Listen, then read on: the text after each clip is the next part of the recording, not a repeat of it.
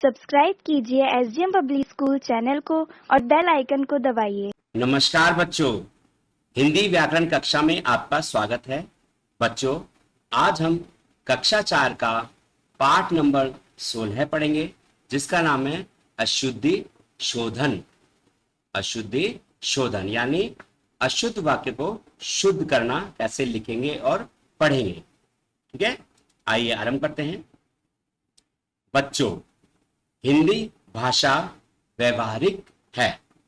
हिंदी भाषा में शब्दों और वाक्यों को जैसा बोला जाता है उन्हें वैसा ही लिखा जाता है।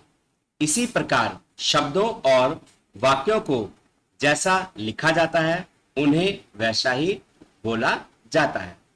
भाषा के अशुद्ध प्रयोग से शब्दों और वाक्यों का अर्थ ही बदल जाता है।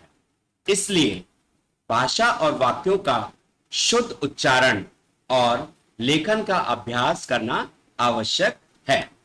ठीक है, आइए विद्यार्थियों द्वारा बोलते और लिखते समय ही की जाने वाली कुछ सामान्य अशुद्धियों और उनके शुद्ध रूप के बारे में जानें। तो बच्चों, जब आप कोई भी शब्द लिखते हैं तो उसमें छोटी छोटी गलतियां करते हैं। उच्चारण तो लगभग शब्द का बराबर सा ही यानी एक जैसा ही रहता है, 19-20 का फर्क आता है।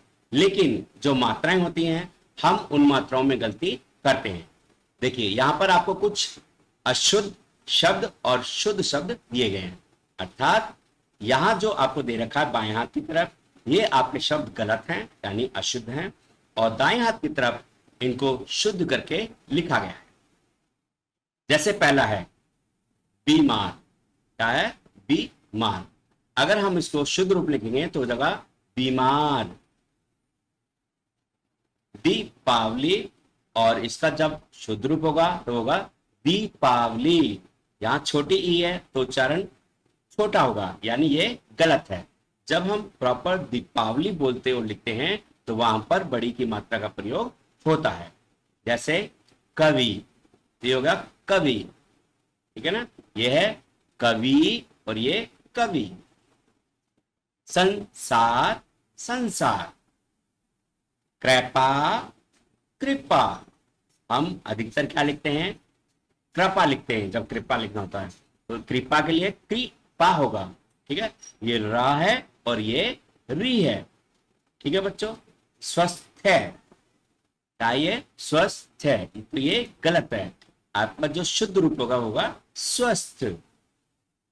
ठीक है, स्नान, और शुद्ध रूप होगा स्नान। घनिष्ठ और घनिष्ठ, ये ट और ठ का फर्क है। ठीक है बच्चों, तो ये आपको जो यहाँ पे अशुद्ध शब्द और शुद्ध शब्द दिए हैं, आप इसमें से 10 शब्द अपनी कॉपी में लिखेंगे और याद करें।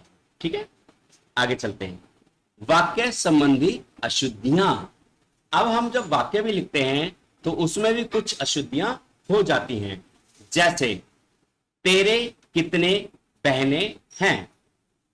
ठीक है, तेरे कितने बहने हैं, इसका जो शुद्ध वाक्य होगा तेरी कितनी बहने हैं। ठीक है बच्चों, मैंने एक कुत्ते का जान बचाया। ये वाक्य आपका अशुद्ध है।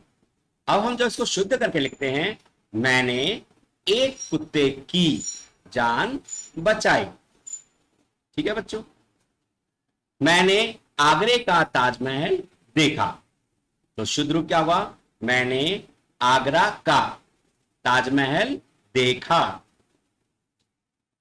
उसकी माता पिता आ गए, ये आपका अशुद्ध रूप है। अब जो शुद्ध वाक्य होगा क्या होगा? उसके माता पिता आ गए।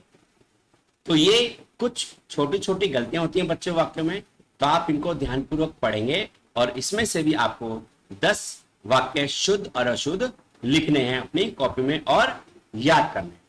ठीक है बच्चों, तो ये था आपका पाठ नंबर